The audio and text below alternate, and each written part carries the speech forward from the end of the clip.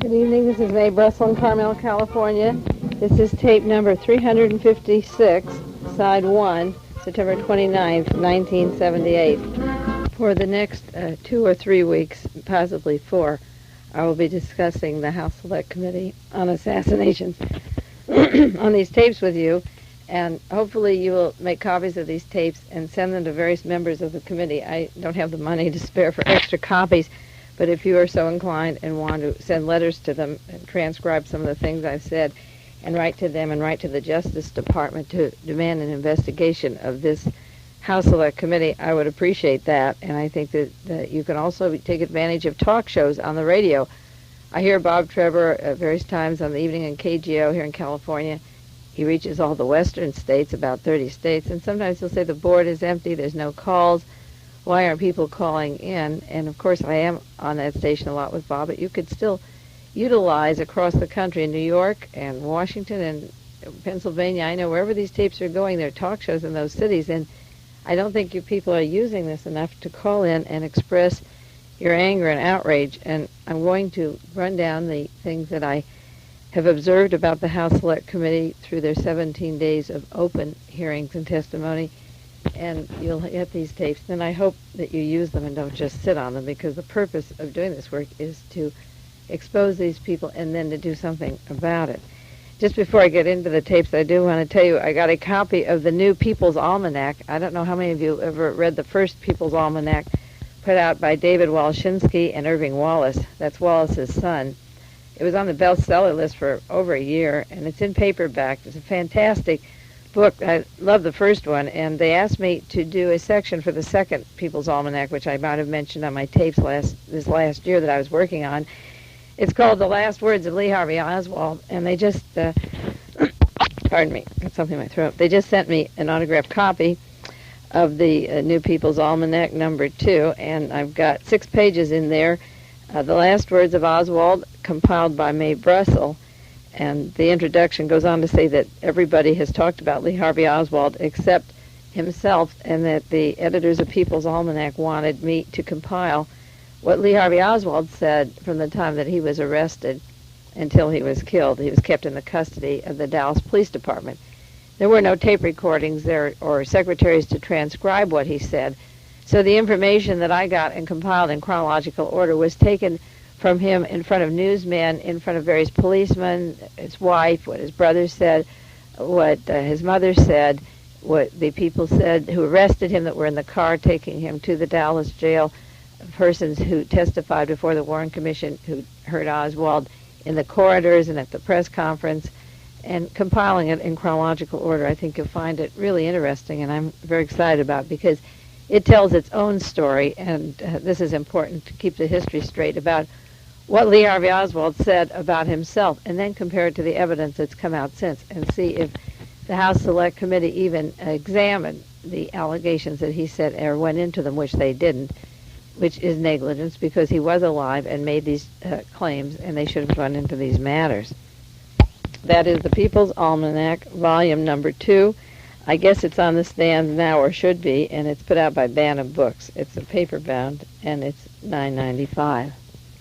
I've given you on this sheet that accompanies the tape the names of the persons who carried the radio conversation in between the House Select hearing committees. I think they are very important, and to transcribe the exact hearings or to get the verbatim testimony when it comes out from the government printing office isn't enough, because Nina Totenberg and Joe Volsch introduced in the morning who the witnesses were. They came on after the hearings and gave their interpretation of what was said. They came on before the next witnesses after the lunch break and reiterated what they thought took place, and then they summarized in the evening what transpired in the room. And they were abysmal failures, and I think that Joe Volsch was just absolutely impossibly determined to show that Oswald was involved in some kind of a conspiracy, or Fidel Castro was. And they were uneducated into any of the circumstances of the assassinations.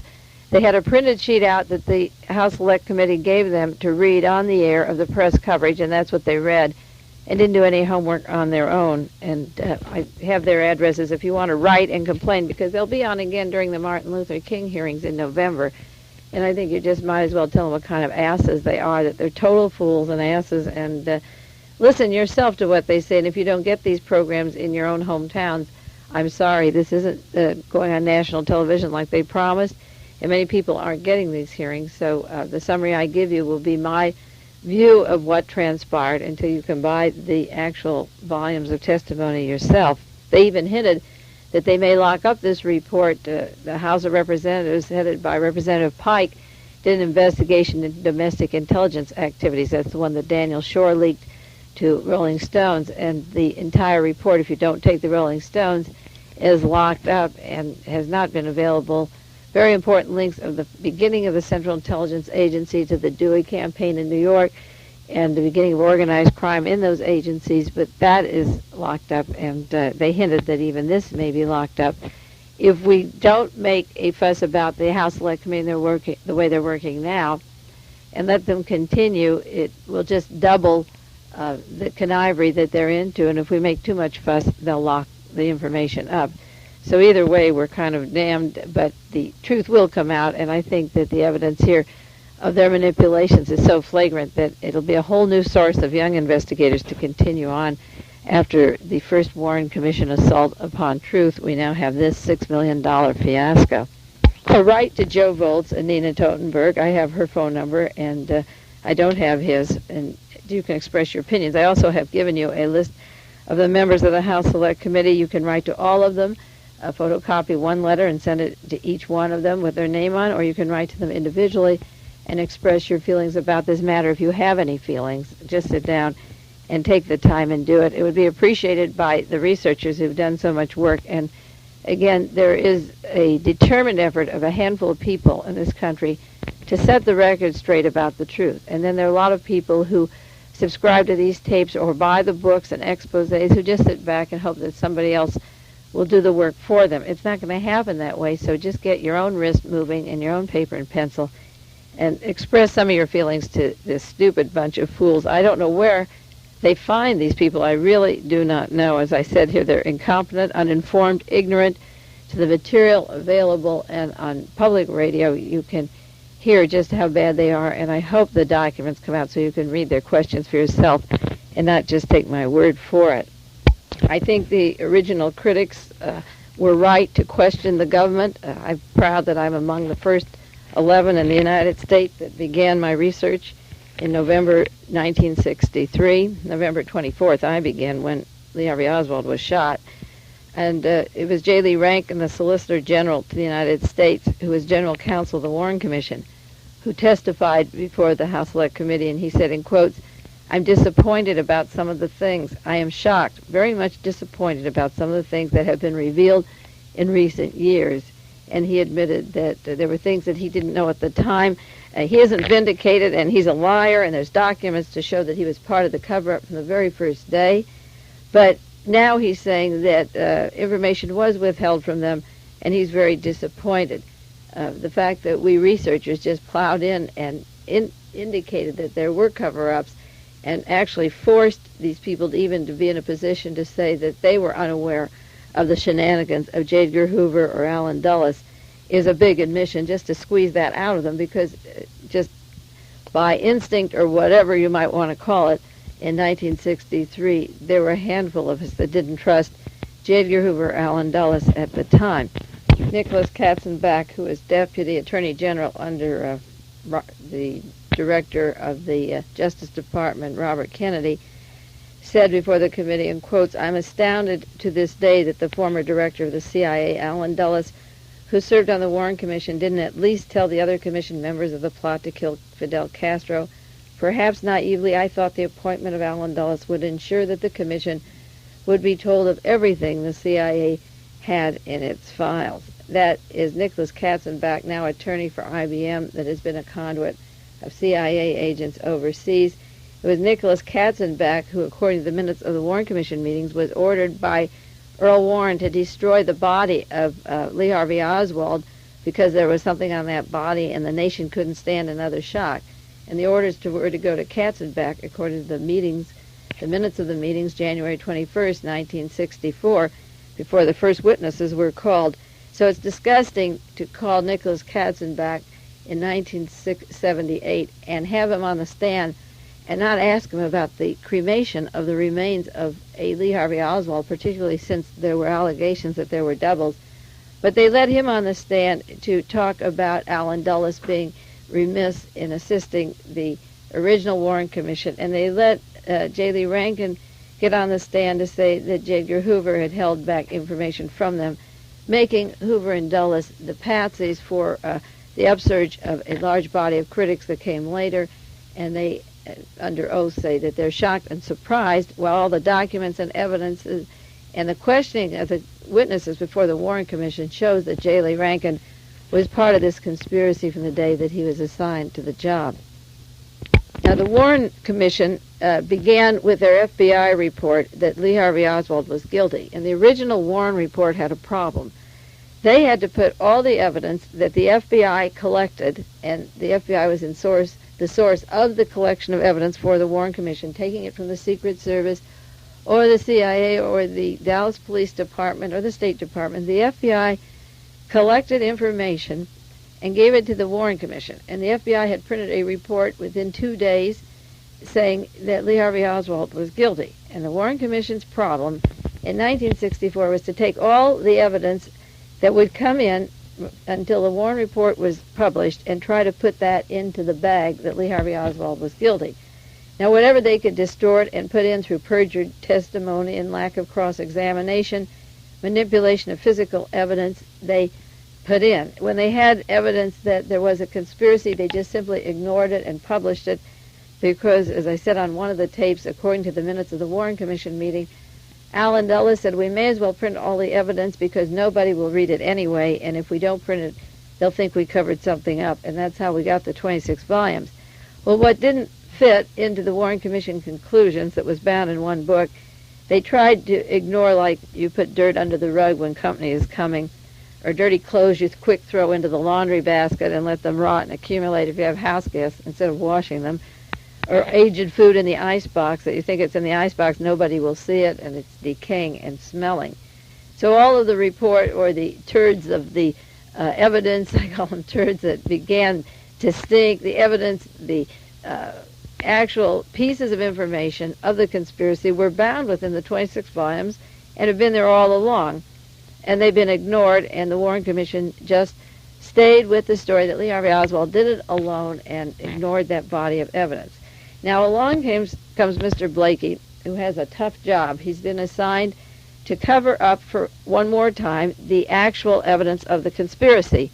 New Times Magazine has a description of Robert Blakey, this was September 4th, 1978, describing him as being on the LEAA, the Omnibus Crime Control and Safe Streets Act of 1968, and he began approving of wiretapping, electronic surveillance.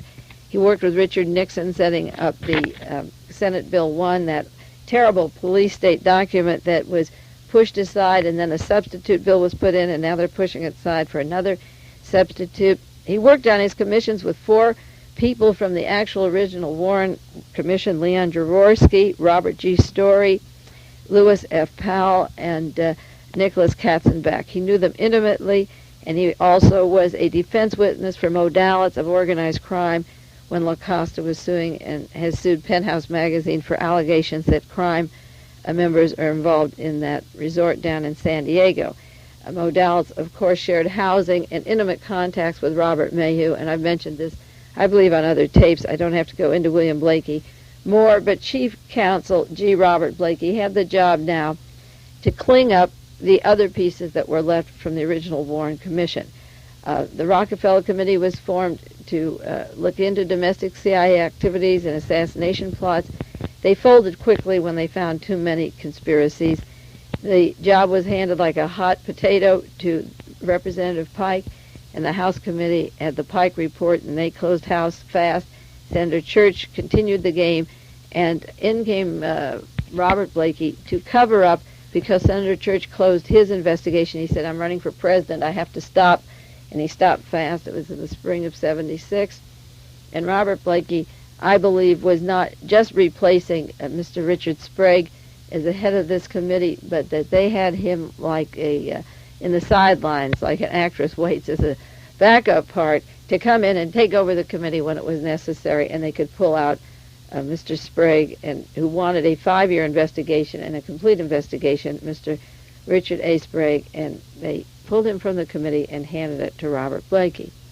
Now, the goal of this committee, of Robert Blakey's, the game plan, is a little bit different than the original Warren report, of course. That was to fit all the evidence into the way that Lee Harvey Oswald killed John Kennedy and killed Officer J.D. Tippit, and Jack Ruby killed Lee Harvey Oswald for no motive except that he wanted to spare Jacqueline Kennedy the pain of a trial.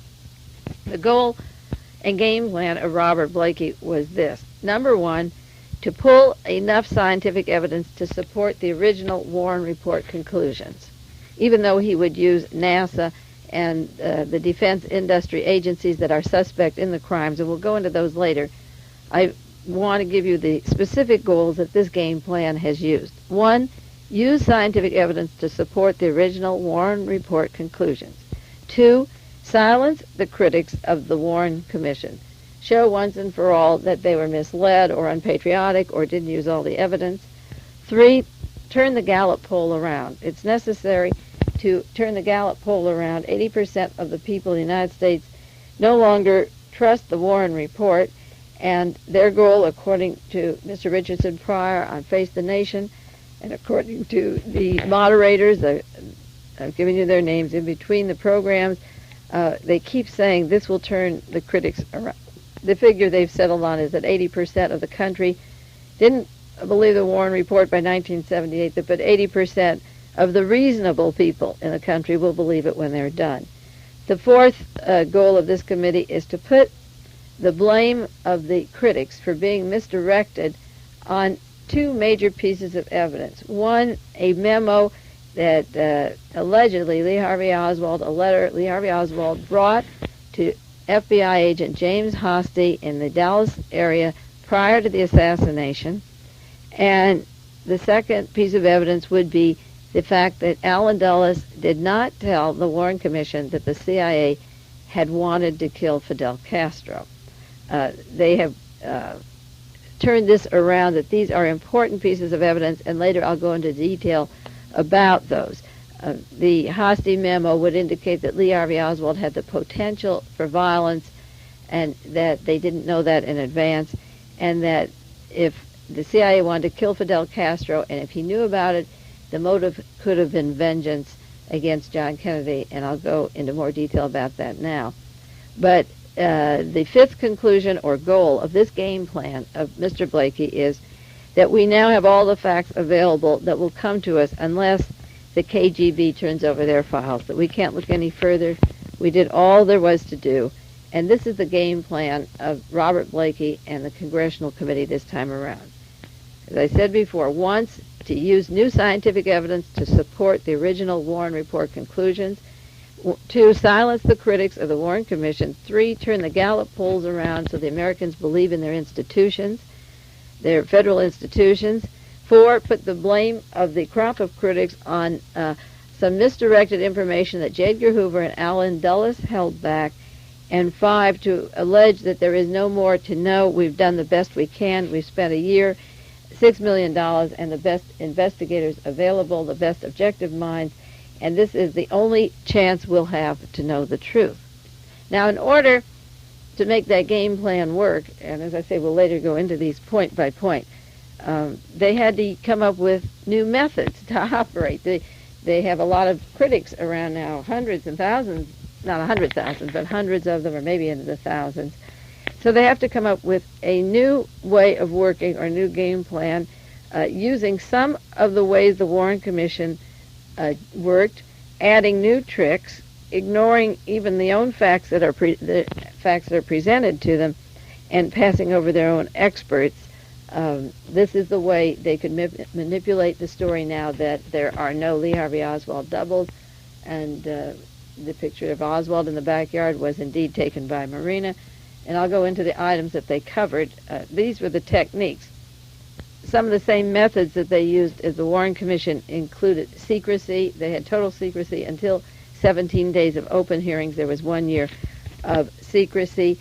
They used no critics of the findings of the police or the FBI at the time. Now, the minutes of the Warren Commission have a statement that Mark Lane was looking at information about conspiracy. Joe Jostin was writing a book and had facts. Thomas Buchanan was in Paris, was doing a book on the Kennedy conspiracy. They knew that critics were coming along, and they had minutes of the meetings. How will we handle these critics? Well, they decided the way to handle the critics was to call the president of the Associated Press and the president of the United Press to put the critics down. So when the original Warren Commission was done doing their work, they didn't call in the early critics who were investigating material evidence at the time that they were investigating it and compiled their information. If they'd taken the original allegations of Joe Jostin and Mark Lane, and Mark Lane's work was good at that time, you know, his statements in Rush to Judgment at that time were good, and Buchanan's book on who killed Kennedy, if they called them in and said, what do you know that the FBI doesn't know, they would have come to different conclusions. But this committee didn't call in the new batch of critics or use the information of the old critics. They worked in secrecy. The major witnesses that could be called were not called before this committee, and they're still alive. There's many that died, but there's some that are still alive, and I'll run down some of those names later. They asked the wrong question of the witnesses on the stand. When they had the right witness on, they asked the wrong questions. They changed the subject just as the Warren Commission went off the record. These people just changed the subject if the witness was capable of having information, such as Cyril Weck, an example, was on the stand saying, why do you accept this lone bullet theory? It doesn't hold up scientifically. There was a coup d'etat in this country. They went on to the next question, and even though there was a historian on that committee, a history professor, Representative Floyd Fithian, he never said, what is a coup d'etat? He didn't ask about that, and they just ignored that totally. They didn't want to know what Cyril Weck meant, even though he's a graduate doctor and a lawyer and a responsible member of the community, scientific community and legal community. They ignored that kind of questioning, and they changed the subject. They accepted perjury, two different stories from witnesses, 180-degree differences in what happened, and nobody will be prosecuted. They never accounted for evidence that was missing. They came to conclusions without going into evidence that was missing. Specifically, one of the gross pieces of evidence was the testing of the bullet fragments from the wrist of John Conley, and the fragments found in the car of John Kennedy and John Conley, and trying to put them into that neat, pristine bullet 399. And after they did their lengthy neutron activation test, they were told that J. Edgar Hoover did neutron activation tests of bullet fragments in 1964 that were not only not conclusive, but they were different bullets than these bullets. So they didn't account for missing bullets that would add up more and change the picture. Their questions were all made out in advance, so they couldn't ask anything that wasn't on the list. Therefore, there couldn't be a spontaneous question if a witness came out with a hint of something. Time limits were imposed on their questioning and on the days that they would hear testimony, so they couldn't go into detail. They were not equipped to ask intelligent questions of these particular agents, or were not allowed to, or not prepared to. They hadn't done their homework. And there was no examination of anybody on the stand. I heard between the programs, whether it was Nina or Joe or one of the members of the committee, saying that they used cross-examination. Cross-examination would be to allow members of the AIB who were in the audience or critics of the Warren Commission report who had studied certain witnesses that were on the stand and allow them to ask questions of these witnesses that either they would be held for perjury or give new light to the information.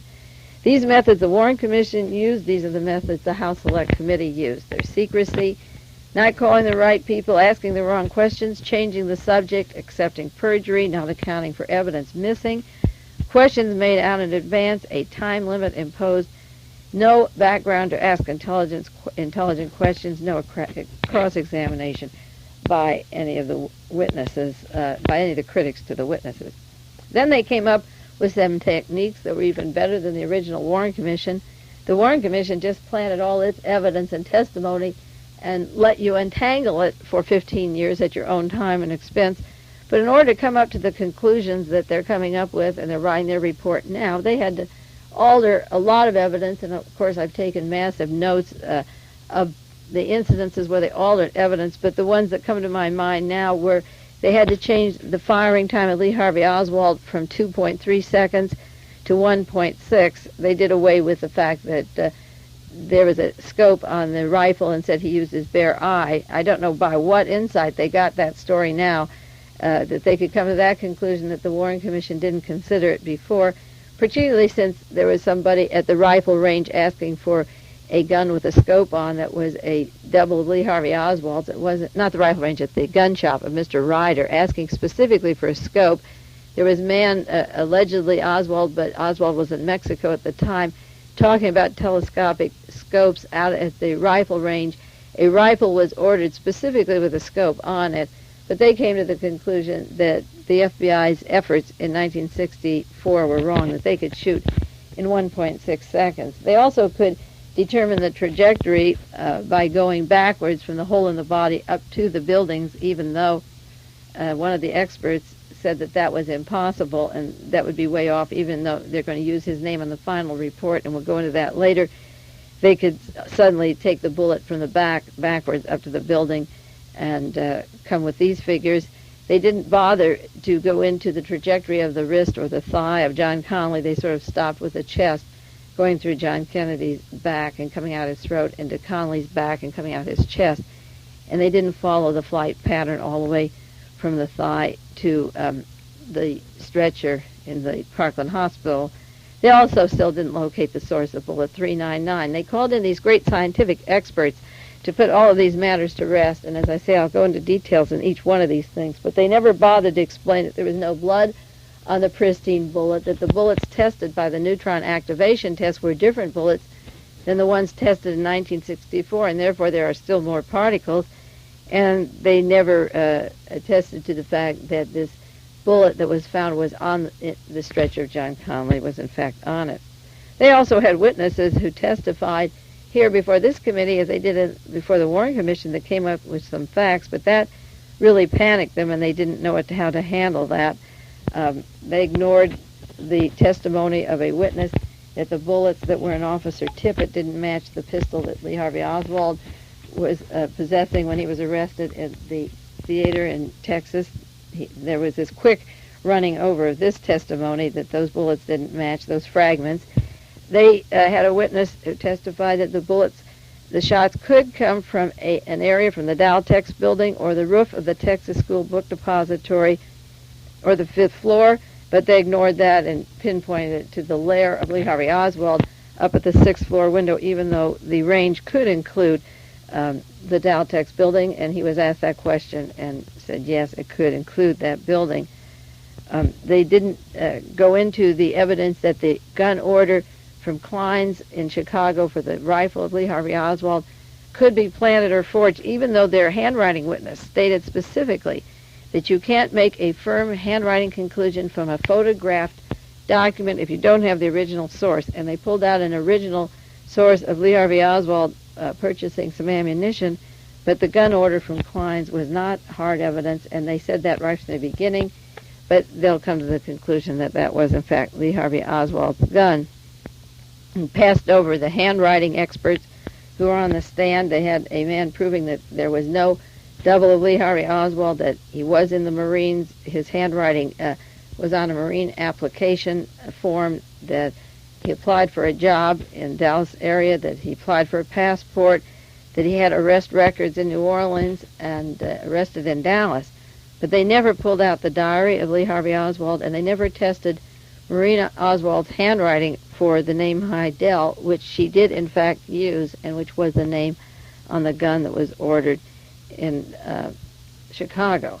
They also called what they called objective scientists, as objective as the original Warren Commission. This time they brought in NASA and the space engineering scientists and the Army scientists, and they announced that the scientists were all objective, and they had no particular interest. Of course, they hinted in covering up that they'd use the best objective scientists they could use.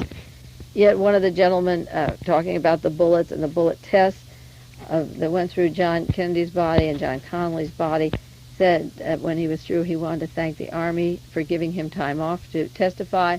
And he, in fact, was the same person who worked on the bullet test for the Warren Commission in 1964. The NASA and space engineering tests of these bullets really are difficult to evaluate because the Defense Industry Security Command and NASA have been charged with being part of the conspiracy to kill John Kennedy by various researchers, and the links have never been discounted.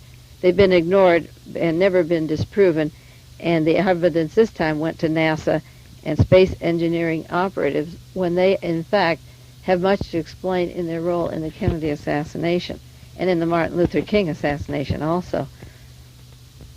They also had to come up with the fact that our bodies change 1 to 2 inches in height every day, and that photographic evidence taken at autopsies and passports and in the Army isn't necessarily accurate because the camera could be on a dolly, which moves back and forth and changes shape.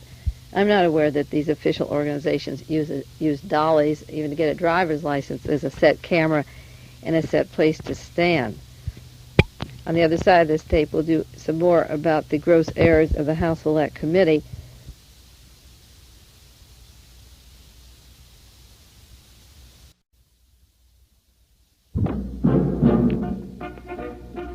Good evening, this is Mae Brussell, Carmel, California.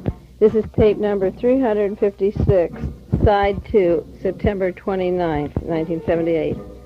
While I'm directing my attention to the tapes for the next few weeks on the House Select Committee on Assassinations and their cover-up, I do have to take time out once in a while for important news events. And I want to reiterate the importance of the John Kennedy assassination as the source of a coup in this country, and what followed afterwards would escalate in violence and terror if we didn't solve that particular problem. And all of my research, of course, mounted and became more and more complicated as the links to the Kennedy assassination became more evident. On my tape, cassette number 354, side 1, on Evil Younger, that just went out 2 weeks ago, there is a section there about Ken Reitz, the campaign manager for Evil Younger, and his work with Congressman Mills. On that one sheet I misspelled it. It's Mills. I just mistyped it. I know the difference. And the death of Congressman Mills at the time of his political campaign in Maryland, and you have to get the tape if you don't have it and listen to it, and the campaign managers of his that died. And Ken Reitz, I believe, should be prosecuted for his Watergate shenanigans and was moved to California to manage 2 campaigns. One, I just mentioned Evil Younger here because I was particularly detailing Evil Younger. But Ken Reitz, working along with Evil Younger, is managing the campaign of a man named Mike Kerb, who's running against Mervyn Dimely. Dimely is a Democrat. He's the incumbent, and he's a black politician who would replace the governor if there were an assassination in this state. It's an important job to run as the assistant right under the governor, which is what the campaign is about. And Ken Reitz is managing that campaign. Well, just this week in San Diego, 2 planes collided. Possibly 3 were involved, or even 4th. That Boeing 727 collided head-on with a small plane flown by a student pilot in San Diego, which is described as America's worst air disaster. And in all of the conspiracy cases or possible conspiracy cases, the evidence is always controversial. It doesn't fit. It's not a clear-cut case. And when they ask one question, they get more answers, and the answers are confusing. And as soon as this plane crashed, I began, of course, to collect articles and other friends of mine to send to me to see who was on the plane. The next day, there was an article in the newspaper that 2 people who canceled their flight on Flight 182 were Lieutenant Governor Mervyn Dimely, the Democrat running against Mike Kerb, and a San Diego Gas and Electric Company lobbyist who decided they wouldn't take that flight. They were scheduled for Flight 182, but at the last moment, Mervyn Dimely changed his flight. He was booked on this plane by an aide, and he was going to be in San Diego at 9:30 in the morning for a speaking engagement. But he decided to visit some friends on Sunday night and flew out of Sacramento on Sunday night and missed this flight. Now, I've called the offices of Mervyn Dimely, and I've asked them to look into 6 questions, and if they answer these 6, I'll then go on and give them some more leads. One, who made the original reservations for Merv Donnelly down in San Diego? Specifically, who made them? When were they made? How long before? And where was he going? He was to speak there at 9:30 in the morning. What was the name of the group? And who was he to speak to? And the fourth question is, who canceled the reservations? That's important because if a secretary in the office canceled it and the office was bugged, the same people who knew about the arrangements would also know that he's not taking it. But if he took a plane and got to San Diego and a family member or sister or wife or friend or somebody called in and said, we're canceling the morning flight, he's here on Sunday night, then that house wouldn't necessarily be bugged. So the question is, who canceled it and when was it canceled? Was it canceled when he was in San Diego on Sunday night after he got there? And where was it canceled? Was it done in Sacramento when he left? Did he just hop a plane on Sunday without anyone having any time to know? And I think those are important. I don't mean to digress from the John Kennedy assassination, but I don't think it's far from it. The very next day after the plane crashed, day after, there was a story that Mervyn Donnelly brought up against this record producer, Mike Curb, the Republican running against him, that he's involved in a pornographic movie in Los Angeles, and he sang part of the soundtrack in a voice, and that he participated in pornographic movies. He's made this charge. The movie's called The Acid Blasting Freaks, and it's about Hollywood weirdos, and his opponent was participating in that movie. Now, it may have been that somebody got information that he was going to break this story. If Merv Donnelly had been on the plane, this story would never break, linking Mike Curb to the pornographic movies. If Merv Donnelly were killed, we would have the Republican lieutenant governor in because Curb has the machine, the money, hundreds of thousands of dollars of possible campaign money, and there's no backup to take Donnelly's place who's well known. It would have been according to the King Alfred plans, getting rid of one more black leader. And then with Mike Curb in, even if Jerry Brown won as governor, he could then be assassinated, and the Republican inner team that had been linked directly to past dirty tricks that were never solved could transpire, and these positions could have been moved into power through one more accident. I might or might not have mentioned the Virginia campaign in Washington, in Virginia, not Washington, the senator against Mr. Warner, the Republican who worked with Richard Nixon and the Dirty Tricks gang, former Secretary of the Navy, and when Warner lost the primaries, his opponent was killed in a plane crash, and now Mr. Warner is running in the elections. We have a link here of Congressman Mills, who died, and Ken Reitz was responsible for the funding in his account. Two of Congressman Mills' aides are dead. Herbert Kalmbach, who worked with Ken Reitz, was a lawyer for the United Airlines, and they carefully covered up Dorothy Hunt's plane crash. So you have dirty tricks departments, you have plane crashes, election manipulation by accidents, and because Merv Donnelly was supposed to be on that airplane and canceled it, I jumped right in and gave them some questions, and I hope that some answers will follow and that they'll go. I didn't mean to digress from the John Kennedy assassination, but these things are important. And also, there's an article in the Washington Post that I cut out this morning about the Pope, that he disliked violence. He was basically peace-loving. This Pope was a very quiet, simple, if you could believe many of the stories similar to St. Francis of Assisi, a total different kind than a fascist police state would have in Italy. And within a few number of days, the Pope died last night, and I'm sure that they'll get a much more radical conservative Pope to replace that peace-loving, quiet, simple little Pope that sneaked in for just a few days. All he had to do is to have a large drawing an audience where he proclaims peace and says he hates violence, and according to my books, that would be enough to wipe him off right there, because it is not in the best interest of those people who want to control the world to have love or peace. We had a hippie Pope for a few days, but he's gone, and back to the warfare state, business as usual. That's the way I see the world, and that's the way it always seems to line up. When a fluke of a candidate or a person gets in, whammo, he's out, and in comes the hard line again to continue the fascist roll along that I see, and I think it's pretty bad. So back to the, going back to the House Select Committee on Assassinations now. I digress there but we'll keep on track as much as we can in the next few weeks. Before I get back, I want to say one more thing. All of you people who have taped these hearings or who will buy the tapes or who have opinions of how they covered up what you saw that I might have seen but haven't mentioned or might not have seen, if you want to write a book with me, I'm going to write a book on the House Select Committee on assassinations. I waited while the Warren Commission did their work and studied it 15 years.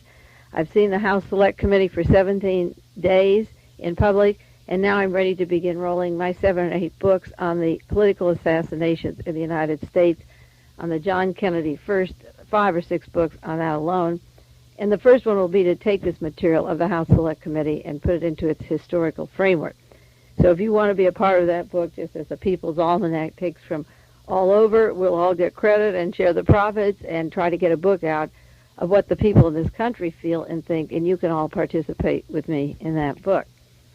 Now, getting back to the committee, their errors, in order to deprive them of any evidence that would illustrate a committee, they pulled another trick, which was even worse than the first committee that didn't call the right witnesses or didn't ask the right questions. This time, when there were allegations of the critics that E. Howard Hunt was in Dallas in 1963, November 22nd, or that Frank Sturgis was at Dealey Plaza, known as the famous Tramp pictures, they didn't call those men in to testify. They could have put them on the stand publicly and had them testify, but they didn't do that. They called in an anthropologist to measure their heads and faces to say that they weren't in Dallas. Now, this has to be the biggest bullshit shenanigans, pardon my language, but I mean, it's outrageous. They had Billy Lovelady allegedly standing in the front of the Texas School Book Depository, which he says he did, but his clothing didn't match what he was supposed to be wearing. What he said he had on, and Lee Harvey Oswald's clothing were similar to the picture in the Texas School Book Depository entry. But instead of calling Mr. Lovelady as a witness, or Frank Sturgis, or E. Howard Hunt, and putting them under oath for fear of embarrassing these CIA agents, Hunt and Sturgis, they call in an anthropologist to do a study of their head. And even with that, they had to say that E. Howard Hunt had had ear surgery. He hasn't responded in the media whether or not his ears are sewed back or not, but they had him having earlier head surgery on his ear to cover that one up, and depriving us of the first source of information, of witnesses. They didn't call Lovelady or Sturgis or Hunt. They also didn't produce the original photograph of the back of John Kennedy's head. Now, the back of the head and the hairline with a hole is not disgusting. There's nothing morbid about it. We see it every day in the paper. We see it every night on television. John Kennedy isn't any more important than any other single person in the world, but they spent $10,000 or more to have a woman write a drawing of where the hole was and then changing the hole 4 inches. So we didn't get the benefit of this evidence of the original photograph of the head. They deprive us of that and spend $10,000 to have a drawing of the head. And that $10,000 that they spent that woman to draw the hole in John Kennedy's head with each hairline in there that she had to do minutely, every little hair on that head, they could have spent that money to invite the major critics or the critics to Washington, D.C. to explain what books they read, what documents they had from the National Archives, who they think killed John Kennedy or Martin Luther King, why we think it, what our information is based on, and then let them go after that information. Instead, they ignored every single one of the major critics, and they called in a few of them in November last year. Robert Blakey did, Sylvia Marr and Mark Lane, I think Harold Weisberg. They called in about 6 critics, and I really have to laugh because in all of their work and public hearings and otherwise, they then proceeded to ignore everything the major critics said, even though they had publishers and books distributed in the United States and around the world. They used the National Enquirer as the only source of information that they cited, and that evidence was published by a man who was formerly with the CIA. And we'll go into that Castro story. So instead of using critics who had also used scientific evidence and documents and logical explanations and good leads of what happened in the killing of John Kennedy or Officer Tippit or Lee Harvey Oswald, they bypassed them all and went to the National Enquirer. That makes me laugh because many of the critics criticized me for putting articles in Midnight Magazine instead of getting out books in the established press, the so-called established press, And yet the critics, Robert Sam Manson and Harold Weisberg, Penn Jones, all the other critics were completely ignored, and those that have books, Mr. Rothman's book on the assassination and Accessories After the Fact, as I say, Sylvia Maher's book, all of these books were put aside and they went to the National Enquirer. So I suppose writing for the Midnight is as accurate as the Enquirer, because the House Select Committee seemed to rely more on a piece of evidence, an article from the National Enquirer, than the sum total of information that the critics provided with them.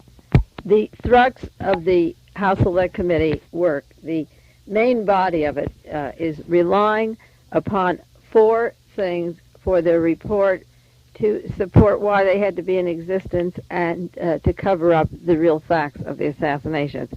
Number one, they keep referring to that Hosty letter. That's the letter that Oswald allegedly took to FBI agent Hosty that I've mentioned before, and the reprimand of 17 FBI agents afterwards, and still implying that Lee Harvey Oswald had the capability to be violent, that he might have killed the president because they knew he had this capability, and the Hosty letter plays an important part of these hearings. The second important part is the withholding from the committee the fact that the CIA worked with the mafia on plans to kill Fidel Castro. They go into this over and over again, and they say that the critics have brought this up. The only critic who brought that up was Jack Anderson in an article that the bullets that killed John Kennedy might have boomeranged because Robert Kennedy and the CIA and the Justice Department were planning to kill Fidel Castro, and he retaliated on Robert's brother. They rely on the Hosty letter and the plans to kill Castro, that he might have in vengeance come back to John Kennedy. The third thing they relied upon is that we are better than the Warren Commission because they didn't have the advantage of scientific evidence and methods 15 years ago, that we're in a new age. We're in the moon age, the space age, the great electronic age where we can do wonderful things with photographic tests and neutron tests and sociologists and photographic analysis and handwriting and so forth, that we have the advantage now to apply this to the past work the Warren Commission did, and therefore we can confirm the Warren Conclusions findings, but the bulk of the critics' work was based on the fact that they didn't have this hard evidence. Now that is emphasized over and over through the hearings. And the fourth thing is point that is emphasized is that we may never know the answer to these questions because it's too late. The memories have elapsed, the witnesses are dying off. This is our last chance to know. They don't bring out the fact that they could call people, as I mentioned, the criticism I make is that they don't call the right witnesses on the stand. E. Howard Hunt is alive. Richard Helms wasn't asked the right questions. Gerald Ford and John Cooper and J. Lee Rankin and John McCloy are still alive and were asked the wrong questions. James Angleton is alive. Frank Sturgis is alive. And Marina Oswald was there and wasn't asked the right questions. Ruth Payne is alive. Robert Mayu is alive. Jean de Morenscheld. These widows are alive, Payne, Oswald, Jean, and they're not asked the right questions. But the format is go into the Hosty letter and the FBI goofed, go into the Dulles withholding of their assassination plans to kill Fidel Castro, use new scientific evidence, and then say that the memory is fading and too many people have died. So much for that. The effort of this committee, the game plan, was to take the general work that the critics had done, and I'm glad it didn't include any of my work, because even though I've published articles in The Realist and in Midnight and Playgirl and various magazines, I am not among the, in quotes, established critics, because I didn't meet with a book that they could knock down. Now, there's about 200 writers already that are critical of the Warren Commission report, but I wasn't among those. But the essence of the established critics' work that they had to knock out by the efforts that I've mentioned in the beginning, the methods that they used, they had to knock out the fact that John Kennedy's head would be forced backwards by a bullet from the front. They had to make it come from a shot in the back. They had to prove that the trajectory of the famous bullet 399 could, in fact, go through John Kennedy, John Connally, and end up pristine. They had to show that Lee Harvey Oswald did hold a rifle and picture and that his head was not superimposed He claimed he was a patsy. They refuted in their half-assed scientific way that any puff of smoke was seen on Dealey Plaza. They had to reaffirm Lee Harvey Oswald's motive that he wanted to be famous. They had to keep repeating that Lee Harvey Oswald shot a Major General Walker in April of 1963, even though the Warren Commission ballistics experts and their own panel of experts couldn't come to this conclusion. They had to reiterate this. They had to reinforce the fact that there were no doubles of Lee Harvey Oswald in the Soviet Union or in Mexico or in the United States, even though there were different heights and weights and shapes and pictures, that this, in fact, was only one man, Lee Harvey Oswald, who did all these things. They had to pull the story that the bullet fragments from John Conley came from no other bullet than a pristine bullet number 399. They did all this in 17 days. They had to show that the bullets that went through John Kennedy came from bullet 399 and no other bullet. They had to disprove that E. Howard Hunt and Frank Sturgis were at Dealey Plaza. And even though they had Fred Grissom possibly in Dealey Plaza, and the anthropologist couldn't deny that he wasn't there, and they could link him to New Orleans and to the defense intelligence agencies and the CIA and the right-wing movements, they just... So what? They had to get Hunt and Sturgis out of Dealey Plaza. They had to show that Lee Harvey Oswald wasn't in the front of the Texas School Book Depository building, or else he couldn't have killed John Kennedy. This committee had to prove within 17 days that there were remarks made in the Cuban agency in Mexico that could have gone back to Fidel Castro of the plans to kill Fidel Castro, or even to kill John Kennedy while he was in that agency. These pieces of information might have leaked. They had to prove that Jack Ruby's confessions to the Warren Commission that he pleaded to tell were only based on his fears that Jews were going to be persecuted and that he was responsible for them being shifted through the Dallas-Fort Worth area to be wiped out.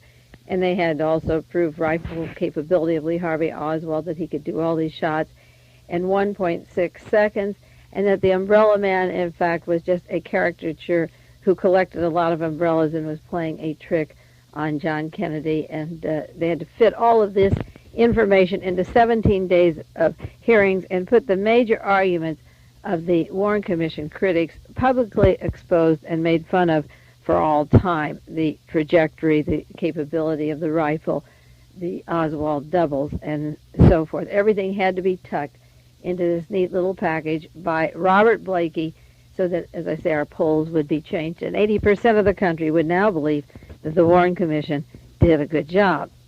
In the book that I will be writing, and I'm going to start it as soon as the hearings are over on Martin Luther King, Reverend Martin Luther King, after the first of the year, I'll take every single one of the points that they brought up just at the public hearings alone, because people can relate to that, and we don't know what went on in the private hearings for a year, and knock each one of them out one by one based upon what they left out, what they altered, what they ignored, on the perjured testimony, the refusal to examine what the critics said, and show how this committee has centered its refutation of the critics and continued its story about Lee Harvey Oswald being guilty for the consumption of the American people.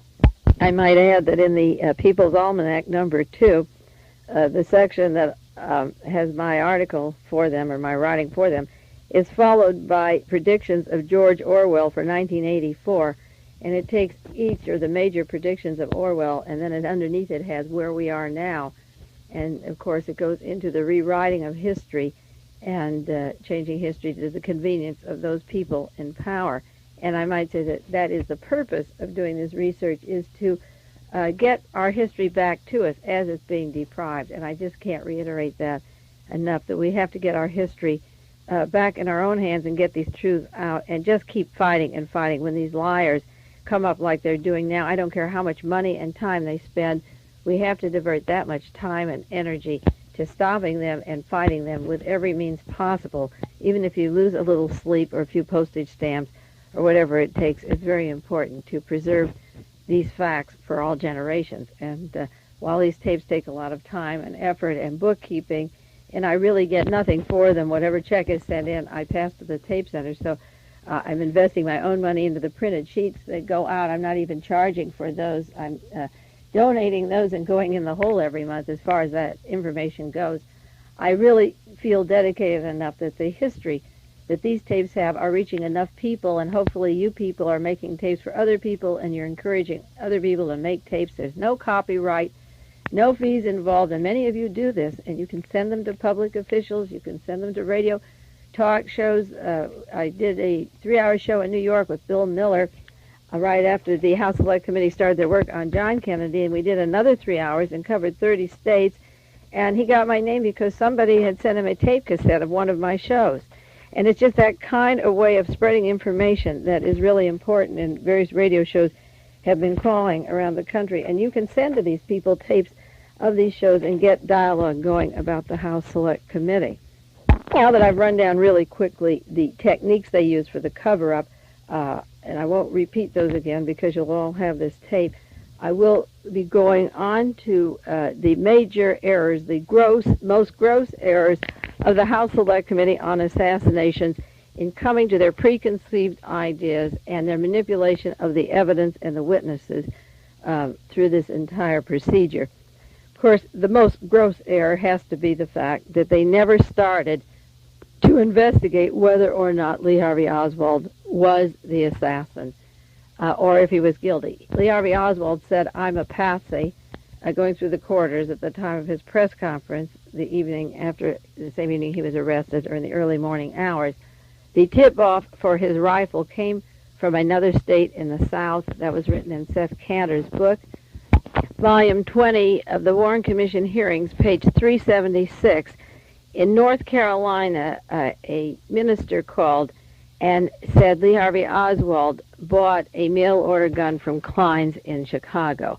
And the fact that Lee Harvey Oswald said he was a patsy, it would be nice to know who the minister was that made the telephone call that tipped them off to the mail-order gun in Chicago. And also another tip-off that's mentioned in the People's Almanac was the fact that the first call about Lee Harvey Oswald having been to Russia and working at the Texas School Book Depository came from a gentleman working at Bell Aerospace, the same place that Michael Payne was working, and he called the police and said Oswald was working at the Texas School Book Depository. They never established, this group, the order of the tip-off of who called and how somebody would know where his rifle came from.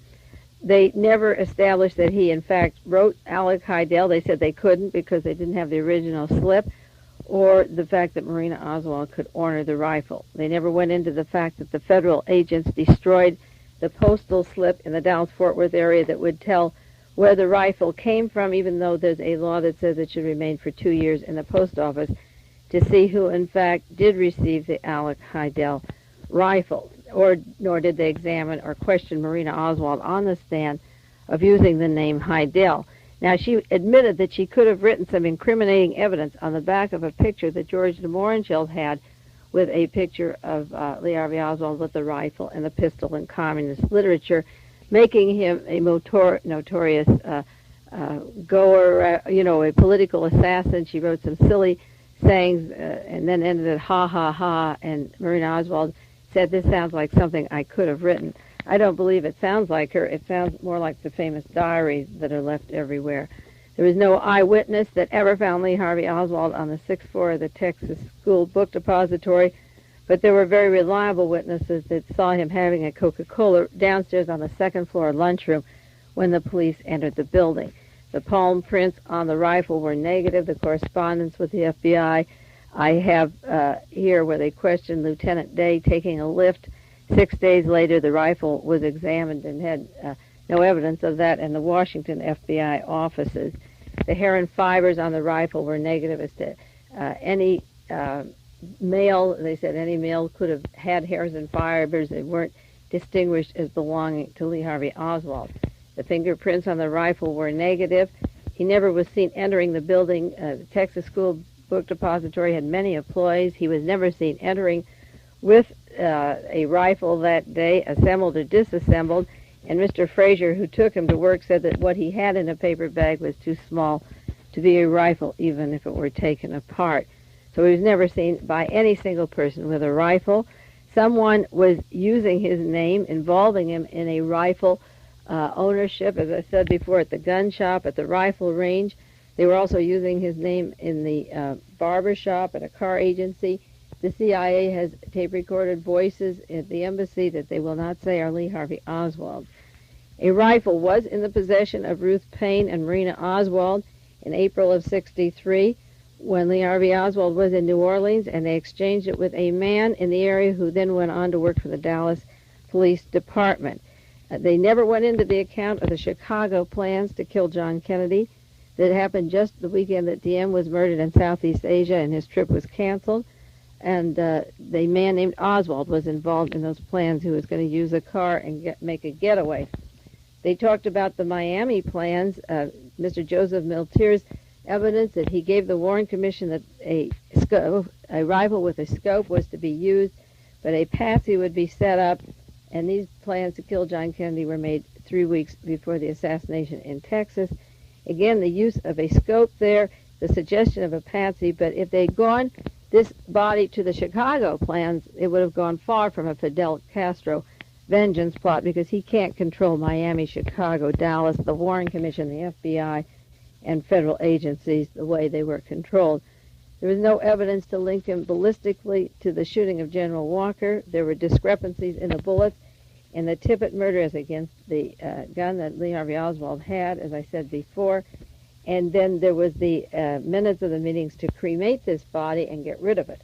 So the Lee Harvey Oswald was never a question. Oswald, as the assassin, was never in Robert Blakey's mind or any member of this committee, staff, the panel, the bunch of idiots whose names I've given you, always assumed that Lee Harvey Oswald was the assassin.